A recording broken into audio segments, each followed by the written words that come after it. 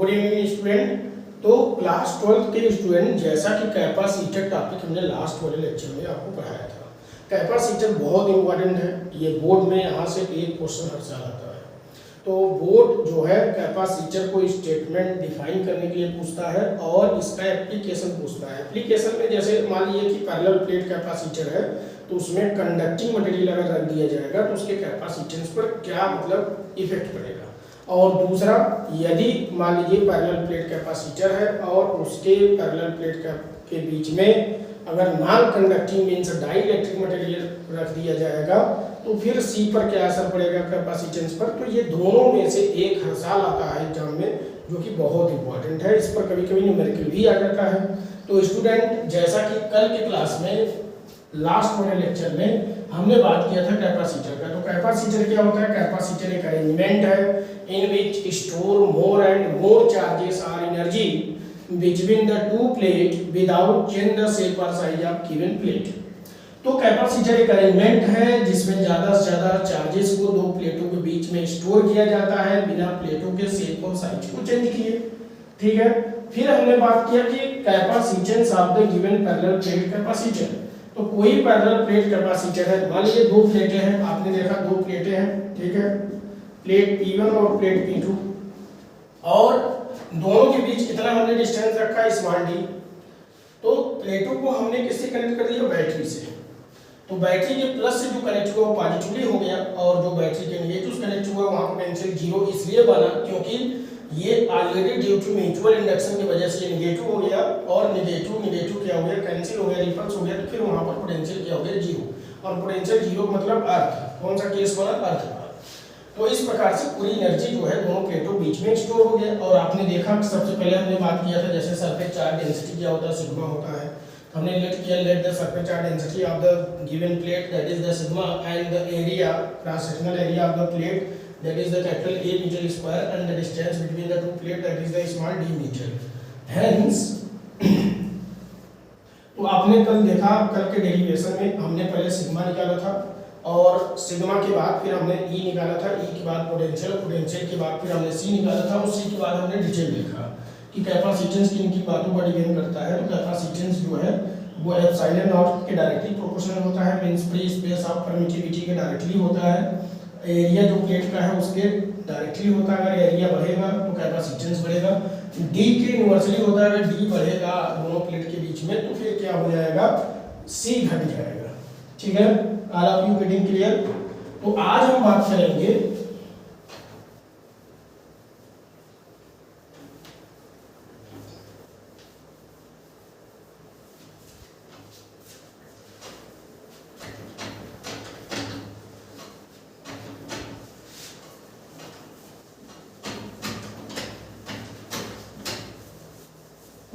बहुत इंपॉर्टेंट ये टॉपिक चल रहा है। आज इसी टॉपिक का एक और पॉइंट चलेगा आगे, कंडीशन का।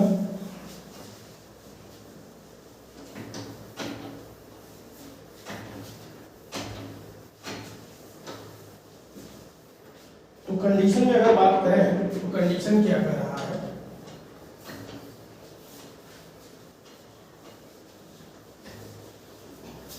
तो आज हम बात करेंगे कैपेसिटेंस। किसकी बात करेंगे? कैपेसिटेंस। ठीक है ना?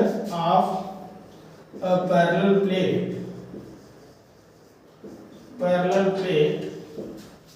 Capacitor when dielectric constant, जब डाई इलेक्ट्रिक कांस्टेंट या मटेरियल जो है कांस्टेंट और मटेरियल ऐसे भी कह सकते हैं। ठीक है, placed between the plate, placed या पुट जो भी समझिए, placed between the plate, between two plate. तो हमें कैपेसिटेंस निकालना है किसी पैरेलल प्लेट का कब? जब उसके बीच में डाई इलेक्ट्रिक मटेरियल क्या किया गया हो? पुट किया गया हो। All of you getting clear? तो स्टूडेंट, हम आपको बता दें, सबसे पहले मान लीजिए कि हम पैरेलल प्लेट की बात कर लें। तो पैरेलल प्लेट हमारे पास है, ठीक है।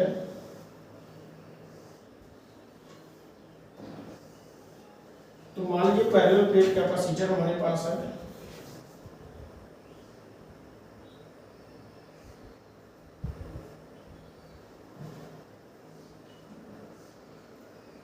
तो दो प्लेटें P1 और P2 हमारे पास है और बीच में हमने क्या इसमें प्लेस कर दिया है कोई डाइलेक्ट्रिक मटेरियल। तो डाइलेक्ट्रिक मटेरियल हमने यहाँ पर बीच में प्लेस कर दिया है और जिसका थिकनेस कितना है स्मॉल t, और जबकि दोनों के बीच डिस्टेंस कितना है स्मॉल d मीटर। ठीक है, और उसके बाद दोनों का सरफेस चार्ज डेंसिटी अगर बात करें, सरफेस चार्ज डेंसिटी का दोनों प्लेट का सरफेस चार्ज डेंसिटी तो वो कितना है सिग्मा। ठीक है, तो दोनों का सरफेस चार्ज डेंसिटी सिग्मा है। और यदि प्लेट फर्स्ट को हम बैटरी के पॉजिटिव से कनेक्ट कर दें तो this is the become positively and plate second connected to the negative terminal of the battery, hence there is the potential becomes zero. तो यहाँ पर पोटेंशियल जीरो हो जाता है। क्यों ऐसा हुआ? क्योंकि ड्यू टू म्यूचुअल इंडक्शन के कारण प्लेट P2 ऑलरेडी जो है नेगेटिव है और नेगेटिव से कनेक्ट करेंगे तो फिर वहाँ पर पोटेंशियल क्या हो जाएगा जीरो। ठीक है, रिपल्सन होगा, ये अर्थ का केस बन जाएगा। और इस प्रकार से जैसे टर्मिनल ए है और ये टर्मिनल बी है। ठीक है, अब कंडीशन क्या है कि इनके बीच में जो यूनिफॉर्म इलेक्ट्रिक फील्ड है वो क्या है वेक्टर ई है। All of you getting clear? और ये जो आप देख रहे हैं ये डाई इलेक्ट्रिक स्लैब है, सॉरी ये कंडक्टिंग मटेरियल स्लैब है। क्या है? Conducting material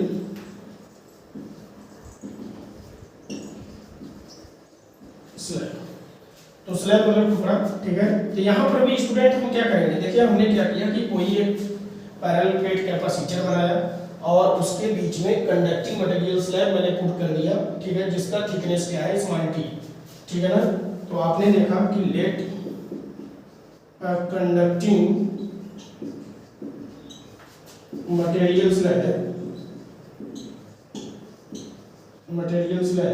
put between parallel plate of thickness, तो थिकनेस कितना है? थिकनेस स्मॉल t, तो थिकनेस स्मॉल t है। ठीक है, and sigma is the surface charge density,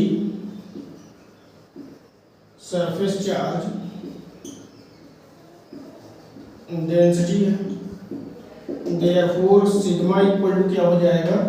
तो चार्ज अपॉन में एरिया। तो सिग्मा इक्वल टू क्या होगा? चार्ज अपॉन में एरिया। देयरफॉर इलेक्ट्रिक फील्ड क्या हो जाएगा? And electric field between the plate and then electric field between the plate, तो वो कितना हो जाएगा? तो वो E इक्वल टू हो जाएगा सिग्मा अपान में एप्सिलॉन, और सिग्मा की वैल्यू पुट करेंगे तो Q अपान में A एप्सिलॉन यहाँ पर आ जाएगा। ठीक है, this is the equation first. तो स्टूडेंट हमें इलेक्ट्रिक फील्ड मिल गया, क्योंकि सिग्मा की वैल्यू अगर मुझे मिल गया तो फिर इलेक्ट्रिक फील्ड की वैल्यू वहाँ पता चल जाएगा कि कितना उनके बीच में इलेक्ट्रिक फील्ड है।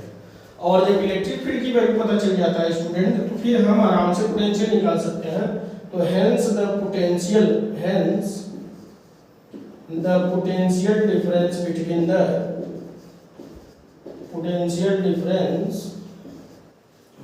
टू प्लेट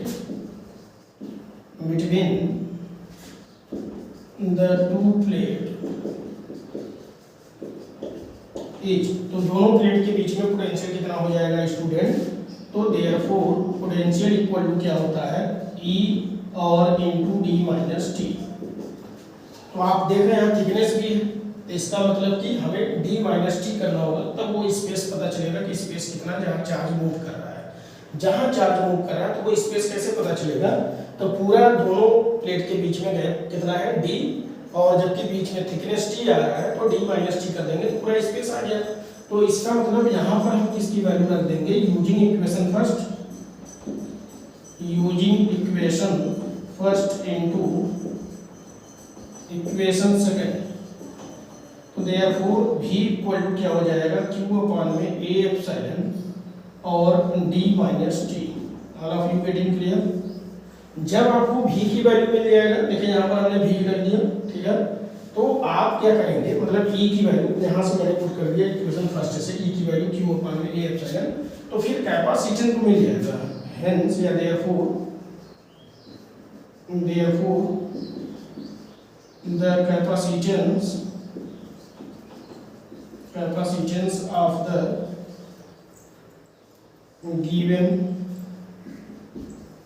parallel plate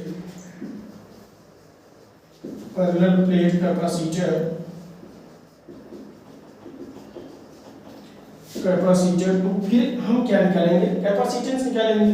तो कैपेसिटेंस C इक्वल टू क्या होता है, Q बाई V, और यहाँ पर V की वैल्यू हमें पहले से पता है, तो Q अपान में A एप्सिलॉन, ठीक है, और D माइनस T, ठीक है। अब ये चाहे तो आप C नॉट से रिप्रेजेंट कर सकते हैं, क्योंकि एक बार C आया है, इसे C नॉट से रिप्रेजेंट कर सकते हैं, तो Q से Q कैंसिल हो गया, तो hence C not equal to A epsilon upon में D माइनस T।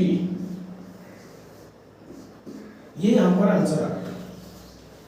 और आप यहाँ देख रहे हैं कि जो कैपेसिटेंस किसी पैरेलल प्लेट के बीच में जो कंडक्टिंग मटेरियल रखा गया है, तो वो किस पर डिपेंड कर रहा है, तो डायरेक्टली प्रोपोर्शनल एरिया के है, उसके बाद किसके है, फ्री स्पेस और परमिटिविटी के डायरेक्टली है, और D माइनस टी, मतलब कि जो स्पेस वहाँ होगा, तो स्पेस कितना होगा, तो पूरा प्लेट के डिस्टेंस जितना गैप बचा है उसमें से थिकनेस T जो है सब्ट्रैक्ट करेंगे तो उसके इन्वर्सली होगा, ठीक है, तो उस स्पेस के इन्वर्सली कौन होगा, capacitance. All of you getting clear? तो ये आपको यहाँ फाइनल जो है आंसर लाना था। तो एक बार फिर से समझिए कि कल जैसा कि हमने कैपेसिटर देखा, तो कैपेसिटर एक ऐसा अरेंजमेंट होता है जो जिसमें हम मोर एंड मोर एनर्जी या चार्जेस को दो प्लेट के बीच में स्टोर करते हैं, और विदाउट चेंज द शेप और साइज ऑफ गिवन प्लेट। तो आपने कल देखा था कि हमने कैपेसिटेंस जनरली निकाला था, जनरल कैपेसिटेंस निकाला था किसी पैरेलल प्लेट कैपेसिटर का। तो किसी पैरेलल प्लेट कैपेसिटर का जनरल जो कैपेसिटेंस आया था वो क्या होता है, वो C equal to A epsilon upon में T। All of you getting clear? और आज जो मैं देख रहा हूं तो वो कंडीशन है, आज का ये कंडीशन ये है कि हमें उसी जो है कैपेसिटर का कैपेसिटेंस निकालना है, लेकिन किस केस में, तो केस ये है, तो केस यहाँ क्या चल रहा है, डाइइलेक्ट्रिक, सॉरी यहाँ पर कंडक्टिंग मटेरियल स्लैब, तो केस ये चल रहा है कि कंडक्टिंग, तो कंडक्टिंग जो है कोई मटेरियल है, ठीक है, कंडक्टिंग मटेरियल स्लैब यहाँ पर हमारे पास है, कंडक्टिंग मटेरियल स्लैब, तो कंडक्टिंग मटेरियल स्लैब का हम ये निकाल रहे हैं, ठीक है, क्योंकि ये केस है हमारा। तो आज का हम कंडक्टिंग मटेरियल स्लैब का निकाल रहे हैं कि जब दोनों प्लेट के बीच में रखा जाए। All of you getting clear? तो फिर हमने क्या देखा कि वही तरीका है निकालने का, वही तरीका है कि सिग्मा उसी प्रकार से लाएंगे जैसे कल हमने बताया था, इलेक्ट्रिक फील्ड भी वही तरीका है, वैसे ही आएगा। और पोटेंशियल, फाइनली पोटेंशियल में थोड़ा सा डिफरेंस होगा कि पोटेंशियल तब बनेगा जितना स्पेस होगा, जितना प्लेट के बीच में स्पेस होगा, तो स्पेस कितना होगा, D माइनस टी। बस यही चेंजेस है, जबकि कल वाले में हमने डायरेक्ट किसका मल्टीप्लाई किया था, D का, और आज यहाँ पर थिकनेस आने की वजह से D माइनस टी, बस इतना ही चेंजेस है। फिर आप कैपेसिटेंस निकालेंगे दोनों प्लेट का, तो फिर C नॉट हो जाएगा Q अपान में V, और V की वैल्यू यहाँ पुट कर देंगे, तो hence you have to get the A epsilon upon D minus t. All of you getting clear? सबको ये क्लियर हो गया? तो आप इसको स्क्रीनशॉट ले लीजिए, नोट कर लीजिए स्टूडेंट, सबको ये दिखाई दे रहा है? ओके, तो कंडीशन क्या था आज का कि व्हेन कंडक्टिंग मटेरियल स्लैब दोनों पैरेलल प्लेट के बीच में रखा हो, और आंसर क्या मिला, A एप्सिलॉन अपॉन में D माइनस टी। बहुत इंपॉर्टेंट है स्टूडेंट, कैपेसिटर का ये टॉपिक या तो ये आता है या नॉन कंडक्टिंग। तो कल वाले लेक्चर में, जो नेक्स्ट मेरा लेक्चर कल आएगा, तो कल हम नॉन कंडक्टिंग का बताएंगे जिसे डाइइलेक्ट्रिक कहते हैं। और आज इसको जरूर कर लीजिएगा, बहुत बेहतरीन है, हर साल बोर्ड में आता है। ये बोर्ड के व्यू से देखा जाए, बोर्ड के व्यू से अगर देखा जाए स्टूडेंट, तो this is the very very important, ठीक है। और कल का भी टॉपिक इंपॉर्टेंट होगा, क्योंकि एक सेट में कंडक्टिंग आएगा तो दूसरे सेट में नॉन कंडक्टिंग आता है, और इस पर न्यूमेरिकल भी पूछा जाता है। All of you getting clear? Clear हो गया स्टूडेंट सबको? ये आप इसको स्क्रीनशॉट ले लीजिए सब लोग, ठीक है। तो मेरे ख्याल से सबको ये क्लियर हो गया, और बेहतरीन तरीके से जो भी क्यूरी रहे हमारे क्लास में लगे रहिए। जो भी डाउट या क्यूरी है कमेंट सेक्शन में लिख के बताते रहिए। हमारे चैनल को लाइक जरूर किया करिए वीडियोस को देखने के बाद, जिससे हमें थोड़ा सा और मोटिवेशन मिले कि हम और तगड़ा क्लास लेकर आए आपके लिए। और अपने फ्रेंड को जरूर शेयर करिए, ठीक है। Okay student, good bye.